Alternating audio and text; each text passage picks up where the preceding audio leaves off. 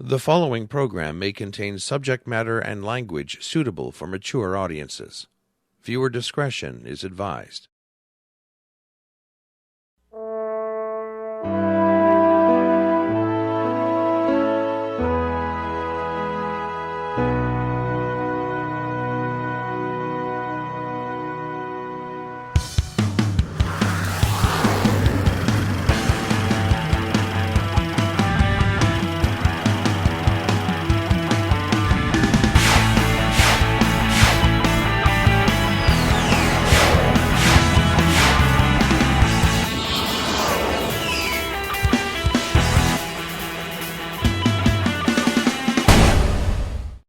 And welcome back to the Meltdown. My name is Norm. My name is Jeff. And today we are talking about drinking, drunk drinking, however you want to put it. We'll have some facts. What? Girl drink drunk? That was a Kids in the Hall sketch. Oh, girl drink drunk, okay. And we'll have some great facts about drinking, and as well we're going to look at some stupid things that people have done when they're drinking. Really? And is this you? Have you done these things? You gotta watch to find out. We've also got Lou Saracino back with his take on drinking, and which I'm sure is going to be very funny. Right, Lou? Right. So now, before we go on, last episode we were talking about foodies, and after we finished filming, Jeff came up with a really interesting point, and I wanted you to share that right before we start. Yeah, I mean, we're talking about foodies in general, and you mentioned 20-something foodies, and I noticed something about people that I know who are in their 20s, and it's not a bad thing or a terrible thing, but I know people who basically don't eat. They're kind of the opposite of foodies. They just, like, I was out with friends of mine, and two of them for sure, and I think a third of them, a third one as well, there was 5 of us, they didn't order any food. Now, we're sitting in a bar, and it wasn't a case where they were having 16 drinks. Like, it wasn't like, oh, I just need to get drunk. That wasn't it either, because they didn't drink very much either. They had like 2 rounds. That was it.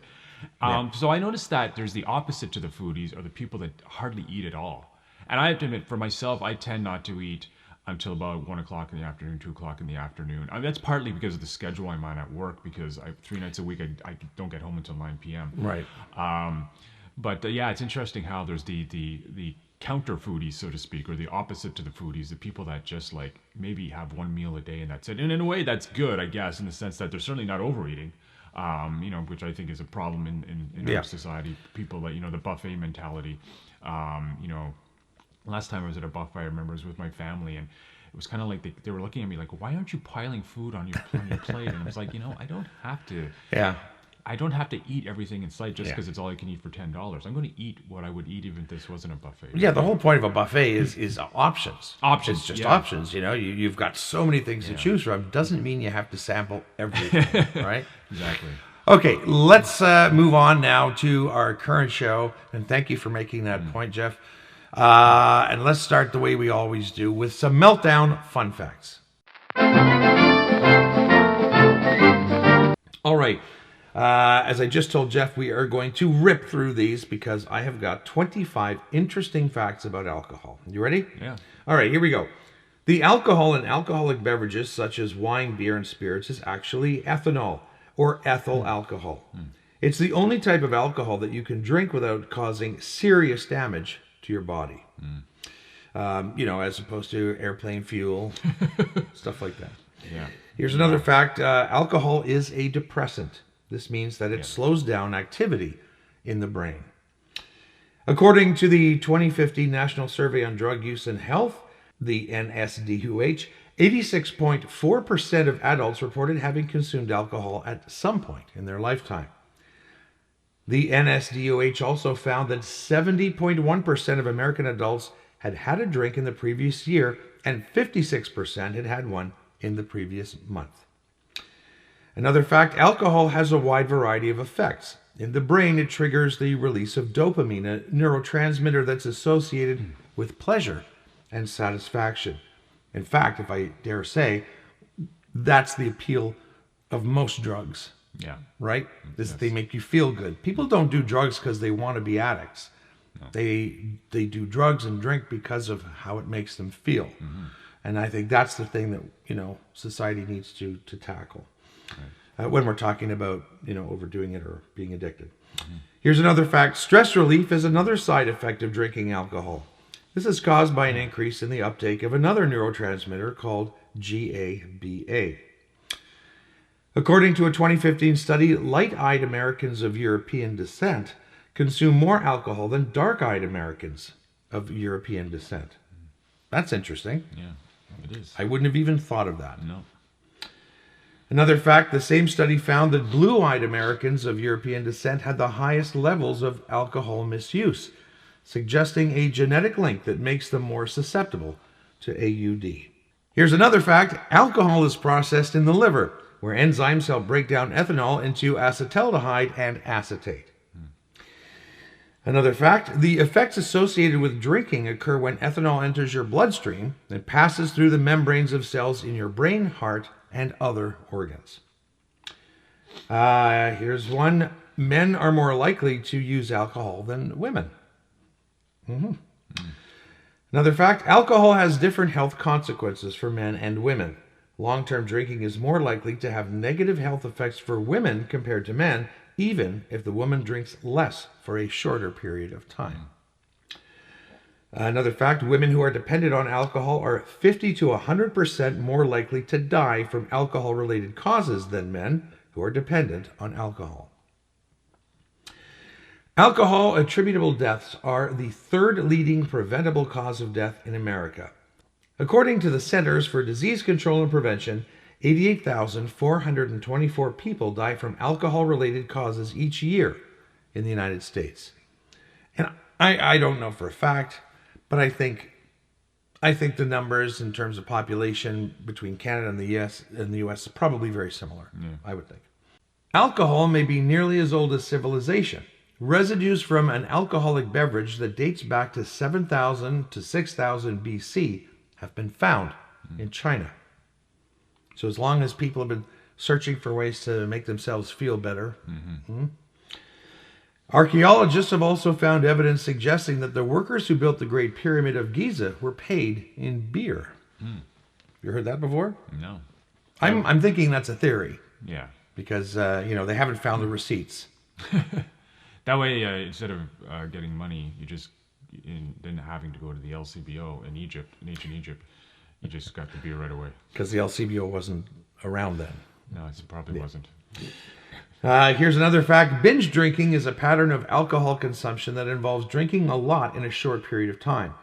For women, 4 or more drinks in 2 hours is considered binge drinking. For men, it's 5 or more drinks in 2 hours. 5 or more. Do you do that? Are you a binge drinker? Ask yourself. Here's another fact. Teens who start drinking before the age of 15 are more likely to develop alcohol dependence later on in life. Here we go. Symptoms of acute alcohol withdrawal syndrome, AWS, include hallucinations, seizures, and in severe cases, even death. Not good. No. Another fact, culture has a significant influence on how people consume alcohol. A study that explored family drinking in Italy found that Italians who drank at family meals while growing up were less likely to develop unhealthy drinking habits later on in life. I think that too, that's also a social thing, right? So, you go out to have a drink. You don't stay at home and guzzle, right? Right. Another fact, alcohol use is a significant risk factor for dementia. That's important. Drinking wine in moderation is believed to be good for the heart. Red wine contains resveratrol, a substance which helps control cholesterol, prevent blood vessel damage, and stop blood clots. Dark liquors, such as red wine or whiskey, are more likely to result in severe hangovers. White or clear liquors are less likely to result in a hangover. That's interesting. Around the world, the minimum legal drinking ages range from 10 to 21 years. Now, I don't know where in the world you can consume alcohol out of the house at 10 years old. Yeah, that's pretty young. And who would start? Who would offer that to their kids? Yeah.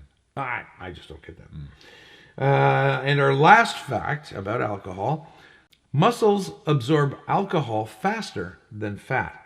As a result, people who have more muscle and less body fat have higher alcohol intolerance. So there's something to ponder. Yes. It's good to be overweight. Just kidding. Anyway, so those are some alcohol facts. Maybe you knew them, maybe you didn't. Maybe some you knew, maybe some you didn't. But you always learn something on this show. And let's go to the teacher that teaches us how to laugh at stuff like this, and that's Lou Saracino and a Meltdown Minute with Lou.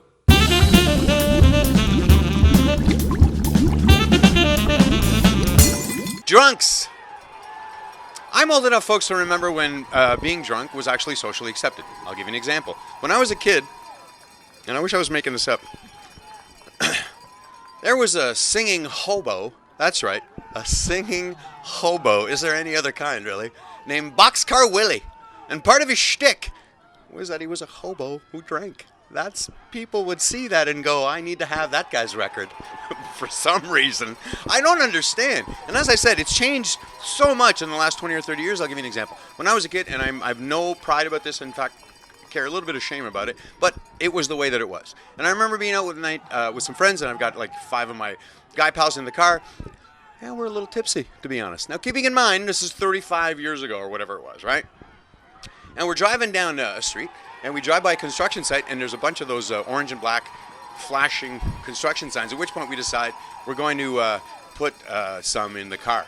Because that seemed like a good idea when you're drunk.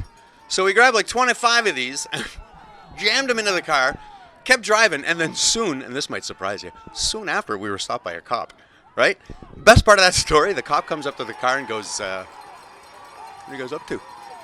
Not angry, essentially asked us to put him back, and then said we could drive home. So it's better now, is what I'm saying. It's way better now. Yeah, I know. Thank you, Lou. And now for some Meltdown stupidness. All right, here we are from the seriously department. 6 funny and bizarre things people have done while drunk, and 10 stupid things we've all done while drunk. So I got to ask you. Okay. I have been drunk, not often, and there's only maybe 2 or 3 times in my life where I felt, oh my God, I overdid it. You know, where you just knew that you shouldn't have had as much as you had. Yeah. Very few times. Have you ever been drunk, Jeff? Yeah, sure. But it's not. It's more. It was like when I was in my 20s and there's parties. Well, and yeah. Blah blah blah. Now I'm just not the party guy I used to be. So yeah, I drink some beer, but I've never been a big like liquor drinker, hard liquor. It's just beer, yes. All right, so you count these because I don't know if I've numbered them. Maybe I have. Yeah. But we're going to start off with 6 funny and bizarre things that people have done while drunk. Okay. Number 1, so you keep count. Okay. In 2017, a drunk man in New Zealand sold his car in order to buy more booze, only to wake up in the morning, forgotten that he'd done so, and reported it stolen. So that's a serious drinking issue. Here's another one. Danny Melody made headlines in 2016 when he became trapped inside a novelty leprechaun cutout when celebrating his 21st birthday in Dublin. Do we have a picture of Danny Melody? We can show that. Man, that happens to so many 21-year-olds. You end up in a leprechaun costume. It's like, what, again? Another 21-year-old in a leprechaun costume? I know when it happened to me. It it made me think twice. All right, here's another one. In March 2015, a well-meaning Frenchman was so intoxicated he was found trying to resuscitate a rubber dinghy, believing it to be a dying person. Police officers discovered the 22-year-old in a shipyard in Brittany, northern France, giving the dinghy mouth-to-mouth and heart massage. How did he locate the heart on the dinghy is my question. Anyway, here's another one. Last year, police officers in Casper, Wyoming, arrested a drunk man claiming to have time traveled from the year 2048 to warn of an impending alien invasion.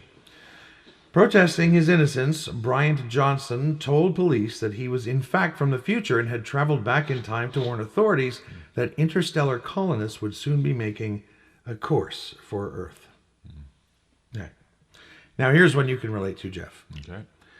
At the end of last year, a vegan drunk driver caused a commotion at a drive-thru after demanding 200 chicken nuggets. The court heard how Olson had entered the drive-thru after a night of drinking and promptly ordered 200 chicken nuggets. When staff explained his order wasn't available, he yelled, "I want my fucking nuggets." So how is he a vegan? Well, this is the thing. He was so drunk he ordered... He so drunk he forgot he was a vegan? Probably not forgotten, but he possibly wasn't a vegan before and just had... because when you drink, sometimes you get really hungry, right? Yeah. So maybe he was just so drunk, he was like, "Oh my God, you know what I'd really love right now is fucking chicken nuggets." And I think that's what happened. Okay. And which is why they went as far as to mention that he was vegan in the first place. Okay. Here's our last one of 6 crazy things people have done. Earlier this year, a drunk Estonian tourist visiting the Italian Alps took a wrong turn on his way back to the hotel, climbed a ski run, and mistook a bar and restaurant 2,400 meters up at a mountain for his room.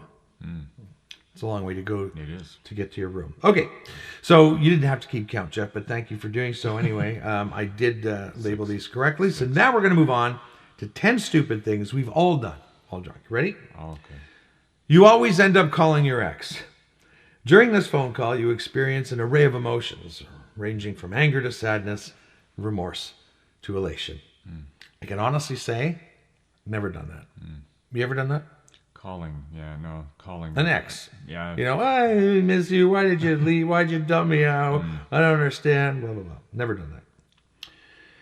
Here's another one. You declare your love for your friends by hugging and kissing them all over and shouting, "I love you, man." Well, at least that's positive. It's positive. You're not saying something negative. No, but done that. Yeah. Here's another one. Here, this guy's the guy. Yeah, he's the guy, man. Love this guy. Here's one that possibly we've done. I don't know if I have, although... No, actually, no, I have, to be honest. You befriend complete strangers you meet in the washroom over deep conversations. It's true. I remember once, I think it was at the Prescott, whatever, and they have like posters and things and newspaper clippings up on the wall. So, you're reading something and then you just go like, can't believe the Jays lost again. And the next thing you know, you start having this conversation, right? Yeah. And it's, I actually, you know what? I haven't befriended anyone. I've had conversations, but I don't think I've made any friends over that. So that's a weird thing to make friends in the washroom. Yeah. Wait till you're outside of the washroom. Yeah, make friends there so that certain things aren't visible. Here's another one. The number of fights you try to pick is directly proportional to the number of drinks you've had, because every drink you have makes you stronger. Here's another one. And suddenly you have opinions about everything because you feel so intellectual. You know people like that, right? Here's another one. You feel rich once you start drinking with your friends. Money ain't a big deal. You order numerous rounds of drinks anyway. Yes, I've done that. Not numerous rounds, but I've bought a round and realized in my head, you can't afford this. But, you're drinking, so whatever. Yeah. And you know what? There is a social pressure, right? You're with a group of people. They buy a round. Yeah. You kind of have to. You got to be prepared for that. Yeah. Here's another one. The floor becomes particularly comfortable for you to rest your drunk self on. Actually, lying on a cold floor makes you feel better. Yeah. That's why. Yeah. It's soothing. Here's another one. You become a chronicler of your own life, but the story is told with an accent no one understands, but they laugh anyway. Here's one. Not only does the slur appear on your tongue, it is also evident in your texts. No one understands what language you've used. Have you ever gotten a text from somebody who's been drinking? It can be quite funny because they don't realize what autocorrect has done. Oh, yeah. And so you get all these bizarre... I only get texts from sober people. Oh, well... What's wrong with my life? You need to get out more, Jeff. You need to drink more. Yeah, I guess so. Okay, here's the last of 10 things that we've all done when drunk. You become exceptionally vulnerable and nonchalantly tell everybody about your miseries. I suppose that's happened. Yeah. Has that happened to you? Where you just kind of let it go and blah, blah, blah. And we're not trying to make fun and make light of being drunk. Being drunk is what it is. I mean, it's going to happen. All right. So we've come to the end of another episode. Hope you enjoyed it. Hope you learned something. Next week, we are going to be talking about a topic that I think we're both very, very, very, very passionate about, and that is hypocrisy. Oh, yeah. We're going to be talking about hypocrites. people who say one thing, do another. I've always believed in that saying, Jeff, that actions speak louder than words. Right. To me, I've applied that in all areas of my life, whether it's work, social, family, it doesn't matter. When I see people doing things, Right. then I pay more attention to what they do rather than what they tell me what they do or what I should do. Right. Because, you know, if you're going to give advice to someone, make sure it's something that you're doing yourself or have done so that you can give advice. Okay, all right. Next week's show on Hypocrites. Until then, he's Jeff. And he's Norm. And this has been The Meltdown. Bye-bye.